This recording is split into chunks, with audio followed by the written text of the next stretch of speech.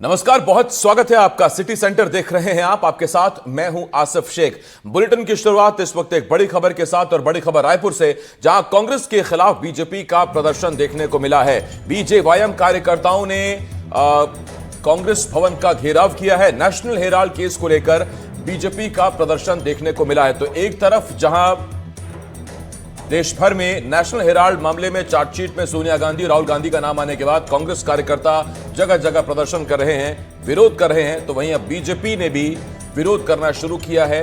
कांग्रेस दफ्तर के बाहर यह प्रदर्शन किया गया। नेशनल हेराल्ड केस को लेकर बीजेपी ने प्रदर्शन किया और कांग्रेस भवन का घेराव किया गया है।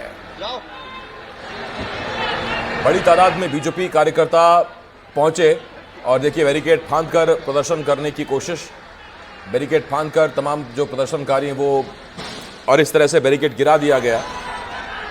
और अभी तक तो तस्वीर में पुलिस कहीं नजर नहीं आई है।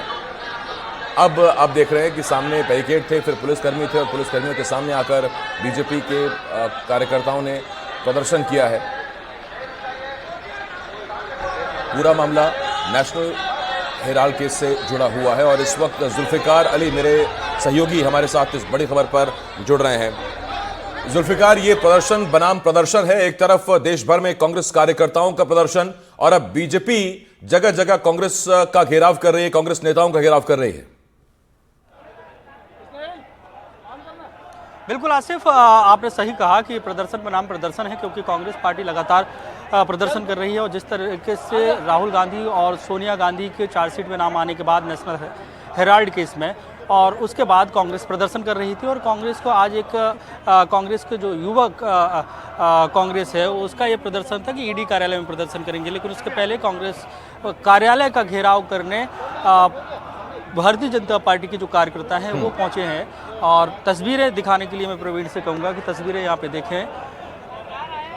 सोनिया गांधी और राहुल गांधी का यहाँ पे अभी पुतला जलाया गया है, और आप तस्वीरें देख सकते हैं यहाँ पे कि अभी भी धुआं यहाँ से निकल रहा है। हालांकि इसके पहले जो बृजमोहन अग्रवाल का घर है, जिसे उसके पहले एक चौक है, उस चौक में ये भारतीय जनता पार्टी के कार्यकर्ता जब वहाँ से बढ़े तो उन्हें पहले बैरिकेडिंग वहाँ पर लगाई गई थी और वहाँ पर रोक दिया गया। ये दूसरी बैरिकेडिंग है, और यहाँ पर बड़ी संख्या में सुरक्षा के जवान जो है वो यहाँ पे तैनात किए गए हैं। और पहली लेयर में आप देख सकते हैं कि महिला पुलिसकर्मी और पुरुष पुलिसकर्मी और तमाम जो पुलिस के अधिकारी हैं वो यहाँ पर बैठे हुए हैं, समझाइश दे रहे हैं, और यहाँ पे उनको रोका गया है। यहाँ से आगे जाने की उनको परमिशन नहीं दी गई है। इससे पीछे हम देखें तो करीब 300 से 400 मीटर का जो एक और बैरिकेडिंग है, और उस बैरिकेडिंग के बाद कांग्रेस का कार्यालय है। तो कांग्रेस के कार्यालय में कांग्रेस के तमाम जो पदाधिकारी हैं रायपुर जिले के और प्रदेश के, वो वहाँ पे बैठे हैं और वो वहाँ पर प्रदर्शन कर रहे हैं। और भारतीय जनता पार्टी के कार्यकर्ता जैसे ही उनको पता चला कि वो वहाँ पे घेराव करने आ रहे हैं, तो पूरे कांग्रेस के कार्यकर्ता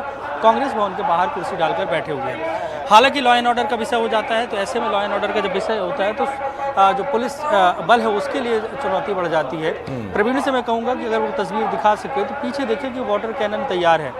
अगर स्थितियाँ बनी, अगर ऐसी परिस्थितियाँ बनती हैं कि भारतीय जनता पार्टी के जो कार्यकर्ता हैं वो अगर आगे बढ़ते हैं तो वाटर कैनन भी यहाँ पे चलाई जा सकती है, क्योंकि इसके बाद परमिशन नहीं। हम कुछ पुलिस के अधिकारी हैं, उनसे भी बात करने की कोशिश करेंगे और जानेंगे कि आखिर आगे का क्या। सर, यहाँ पे रोक दिया गया, क्या वार्निंग दी गई है? हमारे साथ एसडीएम साहब हैं रायपुर। अभी रोक दिया गया है, उनका प्रदर्शन चल रहा है, रोक दिया गया है। तो क्या हिदायत दी, अगर इसके बाद आगे बढ़ने की परमिशन नहीं? वो लोग जा भी नहीं रहे हैं और रोक दिया गया है, रुके हुए हैं। तो कोई गिरफ्तारी वगैरह नहीं, अभी आ सकता नहीं। ये रायपुर के एसडीएम हैं, जिनका ये कहना है कि यहाँ पे रोक दिया गया है, समझाइश दे दी गई है, और भारतीय जनता पार्टी के कार्यकर्ता हैं वो मान गए हैं। और यहाँ पे पीछे जो तस्वीरें हैं, क्योंकि तमाम जो भाजपा के जो कार्यकर्ता हैं वो ज़मीन पर बैठे हुए हैं और धुआं वहाँ से निकल रहा है, क्योंकि सोनिया गांधी और राहुल गांधी का पुतला यहाँ पे जलाया गया है और सामने जो बड़ी संख्या में सुरक्षा बल यहाँ पे खड़े हैं। कुल मिलाकर अगर देखें आसिफ, तो सीधे तौर से भारतीय जनता पार्टी भी ये देश को बताने की कोशिश में लगी हुई है कि किस तरीके से नेशनल हेराल्ड मामले में गांधी परिवार दोषी है, और जब चार्जशीट में नाम आया है तो उस चार्जशीट की बातों को पूरे देश में बताना चाहती है कि हर जन जन तक वो बातें पहुँचे। जैसा कि हमारी भारतीय जनता पार्टी के नेताओं से बात हो रही थी तो उनका ये साफ कहना था कि जो फ्रीडम फाइटर रहे हैं, स्वतंत्रता संग्राम में जिन्होंने अपनी आहुतियाँ दी हैं और उनके द्वारा इस नेशनल हेराल्ड की शुरुआत की गई और उसकी जो संपत्ति है स्वतंत्रता संग्राम से जुड़ी हुई थी उसको एक परिवार ने कब्जा किया है।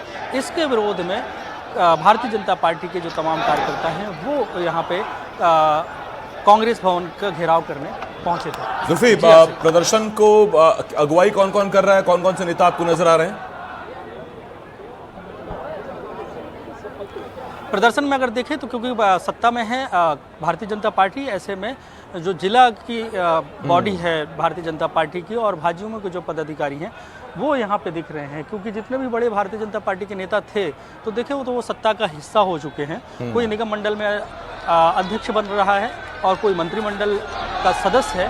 तो ऐसे में अब जो संगठन में बचे हुए लोग हैं तो ऐसा अभी बहुत बड़ा नाम यहाँ पे देखने को नहीं है और हम कोशिश करते हैं कि अंदर और जाने की, क्योंकि यहाँ पे पूरी तरीके से बैरिकेटिंग की गई है। और प्रवीण से कहूँगा अगर प्रवीण वहाँ से आगे आ पाए तो आगे आने की कोशिश करके फिर हमें आके जो तस्वीरें हैं वो हम यहाँ पे दिखाने की कोशिश करेंगे, क्योंकि ये बैरिकेटिंग है वहाँ से निकलने के लिए।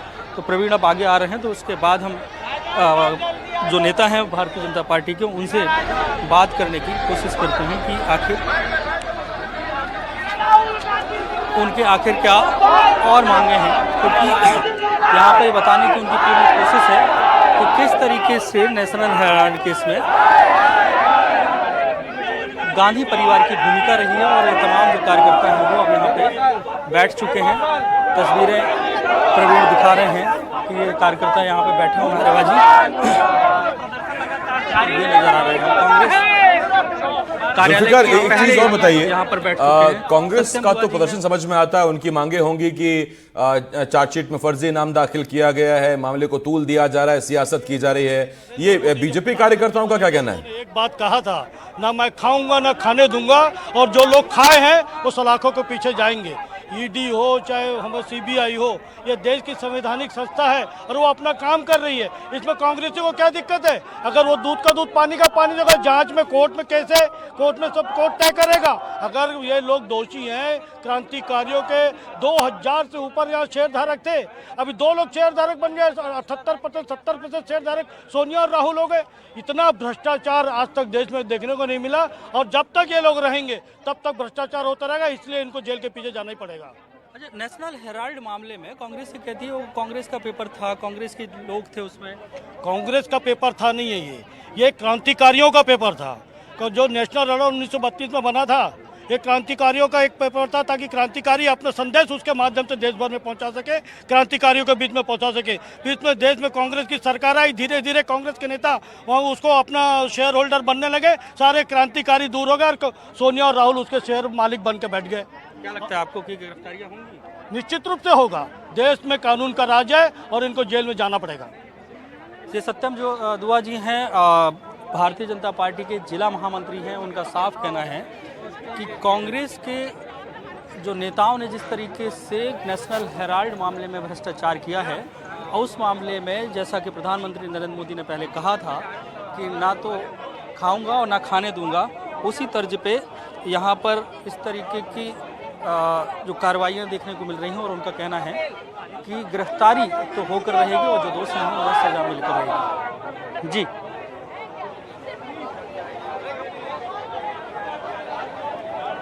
के लिए रायपुर से ये तस्वीरें इस वक्त हम आपको दिखा रहे थे। जुल्फिकार मेरे सहयोगी हमें लगातार वहाँ से अपडेट कर रहे थे और जानकारी लेते रहेंगे। आपको पूरा मामला नेशनल हेराल्ड से जुड़ा हुआ ये है। नेशनल हेराल्ड में चार्जशीट दाखिल हुई, सोनिया गांधी राहुल गांधी का नाम आया, कांग्रेसी भड़क गए, देश भर में प्रदर्शन किया गया और अब जगह जगह बीजेपी कांग्रेस के खिलाफ प्रदर्शन कर रही है। और बीजेपी का कहना है कि जांच एजेंसियों को दबाव में लाने की कोशिश की जा रही है, उन पर दबाव बनाने की कोशिश कांग्रेस कर रही है। और बीजेपी कार्यकर्ताओं का कहना है कि अगर सोनिया गांधी और राहुल निर्दोष हैं तो फिर कांग्रेस के प्रदर्शन की आवश्यकता क्या है।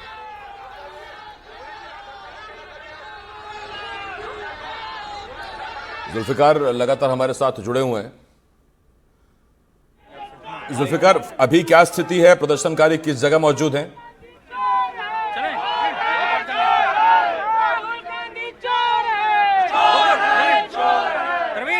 शुरू करें एक भारतीय जनता पार्टी कांग्रेस कार्यालय का घेराव करने निकली थी और उसके पहले ही पुलिस ने उन्हें रोक दिया गया। पहली बैरिकेडिंग से उसे तोड़कर भारतीय जनता पार्टी के जो पदाधिकारी कार्यकर्ता हैं वो यहाँ पर पहुंचे। दूसरी बैरिकेडिंग में यहाँ पर रोक दिया गया और आप देखें कि यहाँ पर पोस्टर लेकर भारतीय जनता पार्टी के नेता और कार्यकर्ता पहुंचे हैं। इस तरीके से नेशनल हेराल्ड मामले में ईडी ने चार्जशीट में सोनिया गांधी और राहुल गांधी को चार्ज लगाए और उसके बाद कांग्रेस लगातार प्रदर्शन कर रही है। तो ये कह सकते हैं कि प्रदर्शन बनाम एक प्रदर्शन है। भारतीय जनता पार्टी के क्या आरोप हैं? हमारे साथ भाजपा के नेता हैं सत्यम दुआ जी। सत्यम जी, क्या आरोप है और किस लिए? देखिए राहुल गांधी और सोनिया गांधी ने नेशनल हेराल्ड के जो फंड है, जो क्रांतिकारियों का फंड था, जो क्रांतिकारियों का एक संस्था था, उसके जो शेयर थे उसके माध्यम से इन्होंने यंग इंडिया को फंड ट्रांसफर करके इन दोनों ने भारी भ्रष्टाचार किया है। और ये जांच का विषय था और ये जांच में इन दोनों का नाम चार्जशीट में आया है। तो एमपी में नेता पुत्रों की गुंडागर्दी के मामले थमने का नाम नहीं ले रहे हैं। इस बार खबर भिंड से है, जहां जिला पंचायत उपाध्यक्ष नंदराम बघेल के बेटे और उनके भतीजे पर मारपीट के आरोप लगे हैं। आरोप है कि बघेल के बेटे और भतीजे ने एक महिला और उसकी बेटी के साथ मारपीट की। इस घटना में लड़की को चोट आई है। पूरी घटना मडोरी गांव की है। इस मामले में पुलिस ने नंदराम बघेल के बेटे और उनके भतीजे के खिलाफ मामला दर्ज कर लिया है। वहीं बघेल ने इसे अपने खिलाफ साजिश बताया है।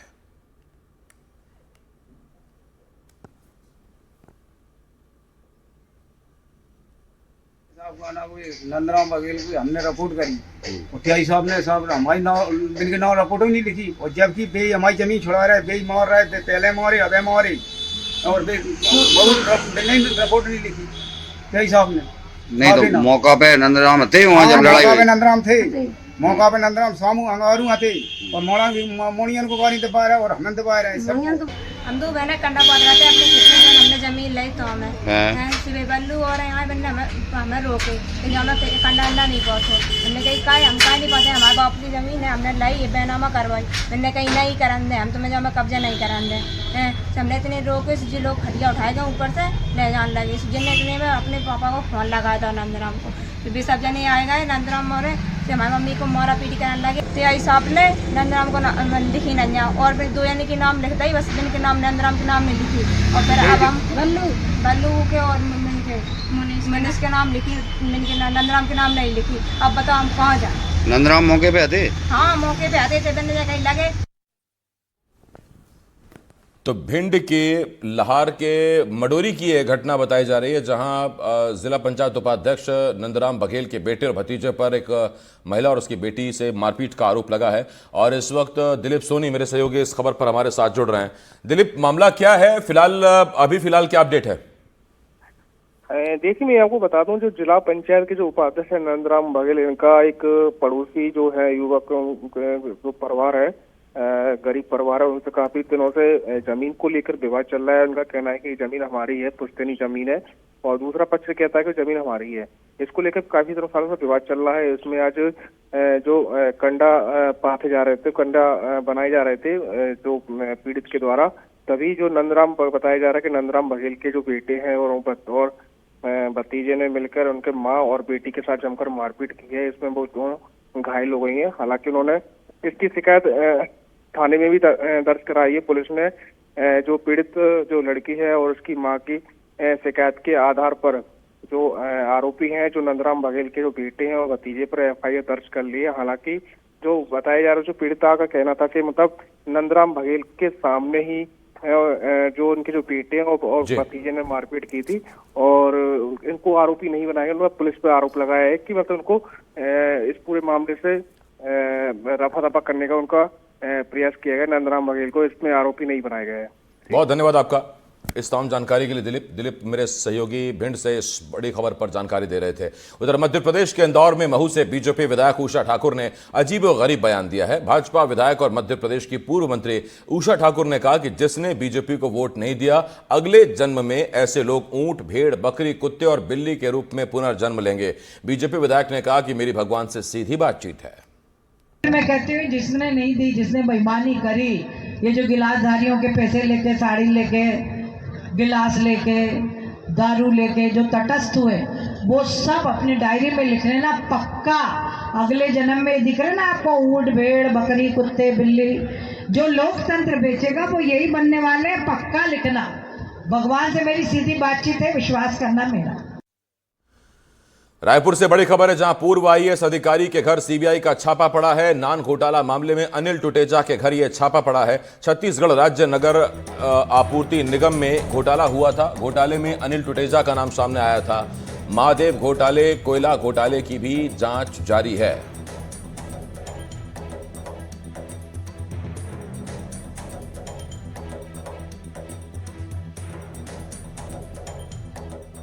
आईएएस अनिल टुटेजा की मुश्किलें लगातार बढ़ती जा रही हैं। हालांकि उन्हें हाल में ही ईडी के केस में सुप्रीम कोर्ट से जमानत मिली थी। अब सीबीआई ने उनके घर पर रेड की है और ये 2 गाड़ियां हैं, इन गाड़ियों से सीबीआई के अधिकारी आए हुए हैं। ये कहा जा रहा है कि 6 अधिकारी अनिल टुटेजा के आवास में पहुंचे हुए हैं और ये पूरा मामला छत्तीसगढ़ में कथित आबकारी घोटाले से जुड़ा हुआ मामला है और उसी को लेकर ये जाँच चल रही है।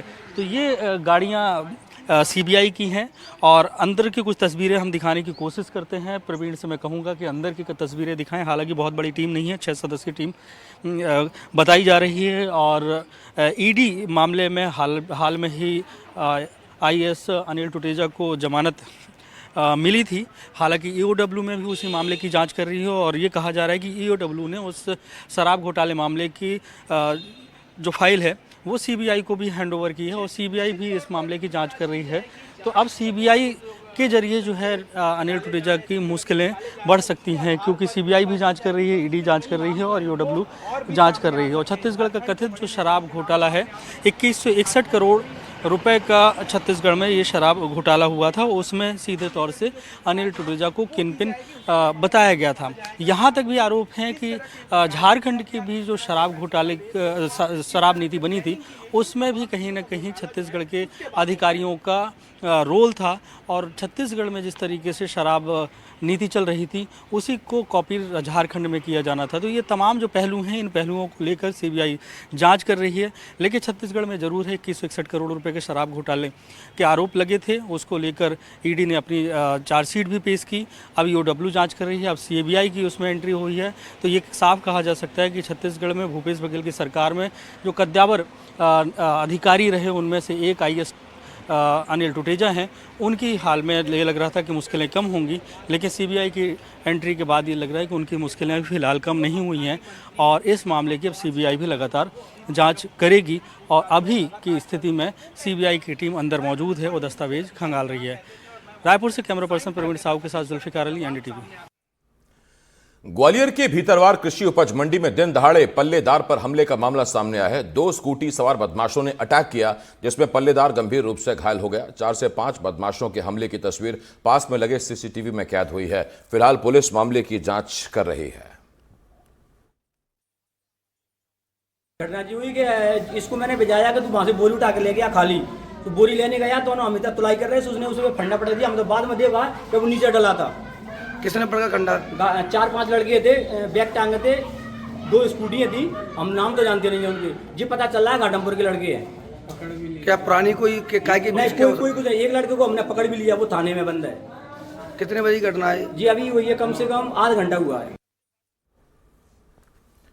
सतना से बड़ी खबर है, जहां गेहूं के खेत में भीषण आग लगी हुई है। आग से गेहूं की कई एकड़ फसल जल गई। बिजली का तार टूटने से खेत में आग लगने की आशंका जताई जा रही है। तो ये बड़ी खबर इस वक्त हम आपको सतना से बता रहे हैं, जहां गेहूं के खेत में आग लगी। और आप देखिए कितने बड़े इलाके में ये आग लगी हुई है, आपको अंदाजा आ रहा होगा। पूरे आसमान में इस वक्त काला धुआं इस आग की वजह से दिखाई दे रहा है। काफी दूर से इस आग को देखा जा सकता है। तो कई एकड़ में ये आग लगी हुई है और सबसे पहले हम आपको तस्वीरें दिखा रहे हैं। हालांकि फायर ब्रिगेड की गाड़ियां मौके पर पहुंच गई और आग को बुझाने की कोशिश में जुट गई हैं, लेकिन सतना में कई एकड़ में खड़ी गेहूं की फसल जलकर राख हो गई। बताया जा रहा है कि बिजली का तार टूटने से जो शॉर्ट सर्किट हुआ उससे ये आग लगी है और चिंगारी की वजह से आग भड़क गई और उसके बाद फिर पूरा खेत और कई खेत इस आग की चपेट में आ गए।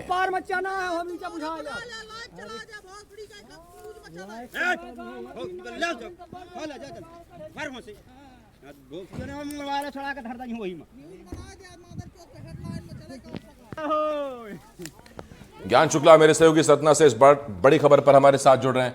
ज्ञान, मामला कहां का है और फिलहाल क्या स्थिति है? क्या आग बुझा ली गई है अभी? अभी एक दो जगह तो बुझा ली गई, लेकिन अभी एक दो जगहों पर, चूंकि ये जो घटना है वो एक जगह की नहीं है, सतना जिले के अलग अलग स्थानों में लगातार आज सवेरे से आगजनी की घटनाएं सुनने को मिल रही हैं। उसमें खेत खलिहान में पहले तो नरवाई का मामला था, आज पहले नरवाई को लेकर मुकदमा दर्ज हुआ, तो कल से ही नरवाई जलाने की लगातार घटनाएं सामने आ रही थी। आज भी नरवाई को जलाते जलाते कुछ आग वहां पर खेत खलिहान में रखे हुए जो कटा हुआ गेहूं था वहां तक आग पहुंच गई। रामपुर बाघेलान में घटना हुई, तो इस प्रकार से तमाम रेगांव विधानसभा क्षेत्र है वहां पर घटना हुई। इस प्रकार के तमाम विधानसभा क्षेत्र है जहां अलग अलग घटनाएं हुई और आग जो है लगातार बृहद रूप लेती चली जा रही है। और शॉर्ट सर्किट भी उसको एक समस्या हुई, एक जगह शॉर्ट सर्किट की घटना हुई। कुल मिलाकर आसिफ ये कहेंगे कि पूरे जिले में आज 4-5 ऐसी घटनाएं हुई हैं जो कहीं ना कहीं, चूंकि इस वक्त कटाई का सीजन चल रहा है, नरवाई को लेकर तमाम एडवाइजरी जारी की जा रही है। और नरवाई को लेकर कल एक पहले ही घटना हुई जहां पर नरवाई को लेकर FIR भी कायम हुई। 30 लोगों के खिलाफ, यहाँ के भूमकर और तुमिन गांव है वहां पे 30 लोगों के खिलाफ FIR भी दर्ज हुई। बावजूद इसके नरवाई जलाने की जो घटनाएं हैं वो रुकने का नाम नहीं ले रही है। साथ ही इलेक्ट्रिक शॉर्ट सर्किट है, क्योंकि कटिया बहुत सारी लगाई जाती है, वैध बिजली कनेक्शन कम होते हैं, तो उसको लेकर भी लगातार ये घटनाएं बढ़ रही है।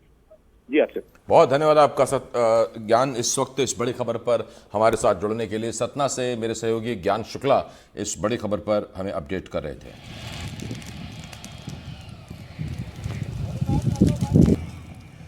तो दो तस्वीरें इस वक्त आपकी टीवी स्क्रीन पर, पहली जहां आग लगी हुई है, दूसरी उस जगह की जहां आग लगी हुई थी और दमकल की गाड़ियां मौके पर पहुंची, आग बुझाने की कोशिश में जुटी। जैसा हमारे सहयोगी ने बताया कि सतना में एक नहीं बल्कि कई जगह आज सुबह से आग लगने की खबर है और ऐसे में तस्वीरें हम आपको दिखा रहे हैं। फिलहाल ये सतना का बेरा खामा गांव है जहां पर आग लगी हुई है। कई एकड़ में जो गेहूं की खड़ी फसल थी उसमें आग लग गई।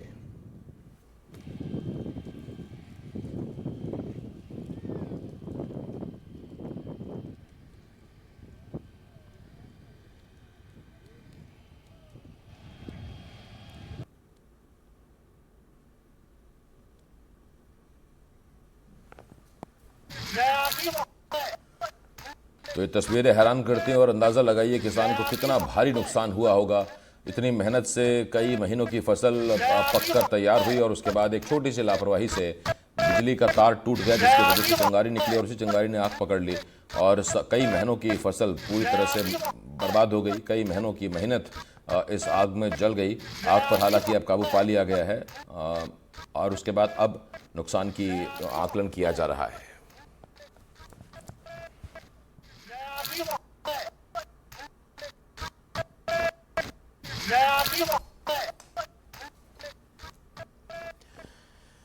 विदिशा के पिपरिया गांव में एक शादी समारोह के दौरान जबरदस्त बवाल की खबर सामने आई है। बताया जा रहा है कि जिस वक्त बारात सड़क से गुजर रही थी उसी दौरान एक शख्स नशे में धुत होकर बारात के सामने खड़ा हो गया, जिसको लेकर पहले दो पक्षों में कहासुनी हुई और फिर देखते ही देखते जबरदस्त मारपीट शुरू हो गई। इस दौरान लोगों ने एक दूसरे पर जमकर लाठी डंडे बरसाए, जिसमें कई लोग घायल हुए। सूचना मिलते ही हैदरगढ़ थाना पुलिस मौके पर पहुंची और दोनों पक्षों को शांत कराया गया।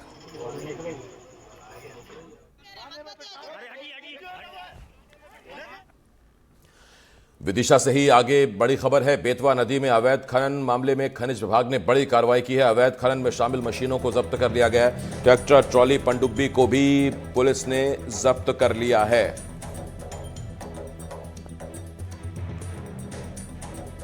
देखिए, प्रशासन की नाक के नीचे बेतवा नदी का सीना चीरकर मशीन लगाकर रेत निकाली जा रही है। प्रदेश के मुख्यमंत्री एक तरफ कहते हैं कि अवैध खनन करने वालों को बख्शा नहीं जाएगा, उन पर सख्त से सख्त कार्रवाई की जाएगी।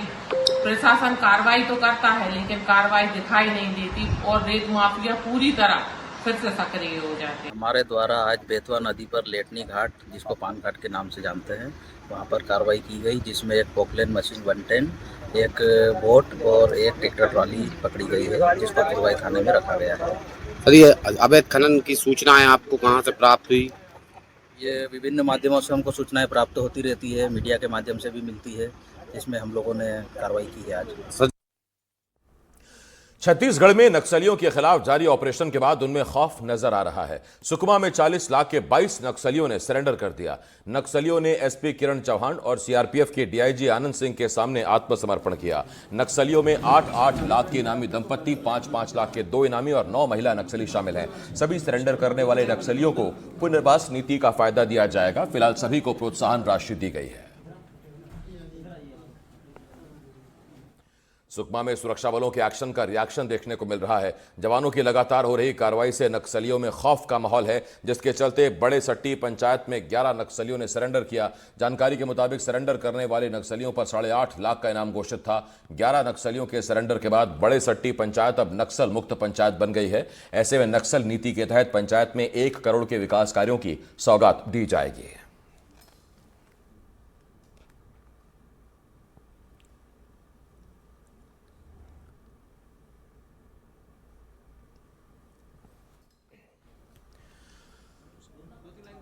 तो 2 तस्वीरें इस वक्त हम आपको दिखा रहे हैं। ये सुकमा की तस्वीरें, जहां एक तरफ 22 नक्सलियों ने सरेंडर किया, दूसरी तरफ 11 नक्सलियों ने सरेंडर किया। और ऐसे में नक्सलियों के मन में सुरक्षा बलों के द्वारा चलाए जा रहे ऑपरेशन और आक्रामक ऑपरेशन से कैसे खौफ है, वो इन तस्वीरों के जरिए बयां हो रहा था। एक छोटे से ब्रेक के लिए हमें यहाँ रुकना होगा, जल्द लौट रहे हैं।